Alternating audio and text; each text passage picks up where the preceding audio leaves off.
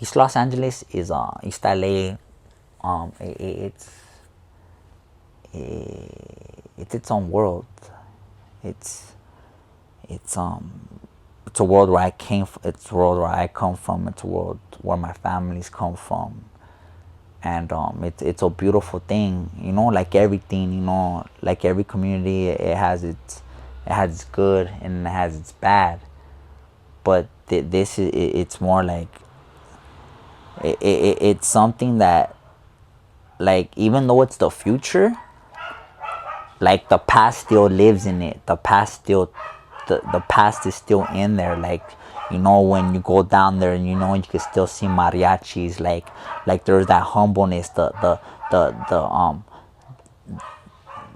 like the old people, like you, the respect, you know. But don't get me wrong, you're gonna run into the dope fiends, you're gonna run into, but overall though, you could go out there and there's something that's like no other place in the world. And this is East Los Angeles. It's a Mexican foundation, you know. And the Mexican people are, you know, we have so much to offer, you know. We have so much, there's so much in our heart.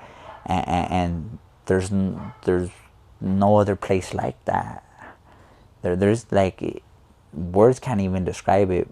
But I mean, that's just me. And like, I mean, I could go all over, you know. I mean, I've been to different places, not a lot, but I mean, no matter what though, when you come to East Los Angeles, and it's not just a little couple blocks, it's a big community. I mean, it's huge. And it just carries all throughout that part of the city, that huge part of the city. It just carries something that no other place does.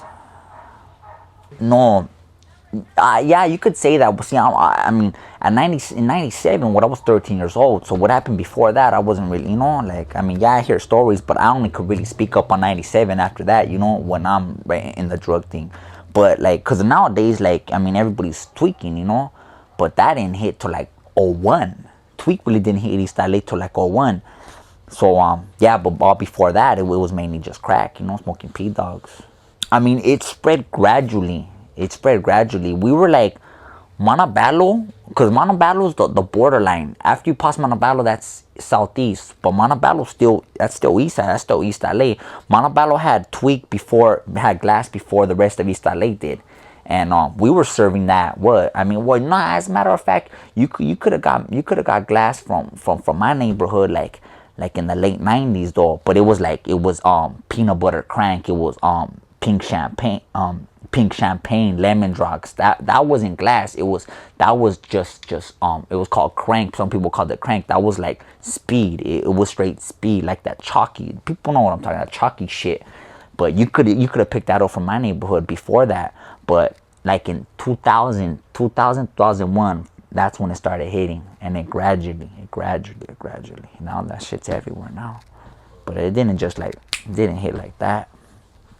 Yeah, gangs are blamed from everything. You know, I mean, we all heard of like, yeah, the government bring it back in these years, and they hit LA and they supplied and all that. But I can't speak on that shit, you know. But from how I look at it, everybody's into making money. Money's what gets it. So I mean, I can't say it was these homies or the paisas, or, you know what I'm saying, or I can't say. But I mean, to me, it's all about the money.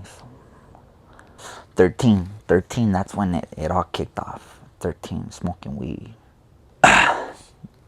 Yeah, so at 13 we started smoking weed, and then at 14 it was like, I mean, of all the kids I could be with, my friends, we were just like, for some reason we thought doing drugs was gonna make us be the shit, and all of us had the same mentality. There was like 4 or 5 of us, and we were just, whatever drug you could put in our face, we were doing it. And if we didn't know how to do it, we were gonna find a way how to do it. But crack at that time, see, meth and all that bullshit, it hadn't hit East LA. So crack, like in '97, it was big, and it was still big in East LA. That was all that was in East LA. So yeah, sure enough, like 13, we're dabbling with you know, with everything. 13, 14, acid already, you know.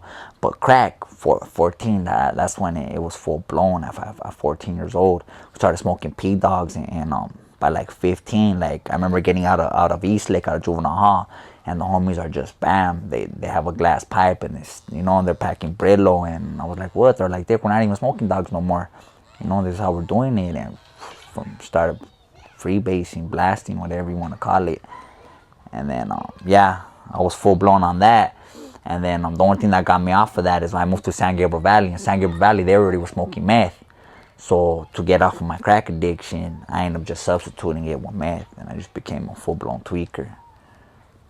15, well, like I said, I was going in and out of jail from 13, 14, 15.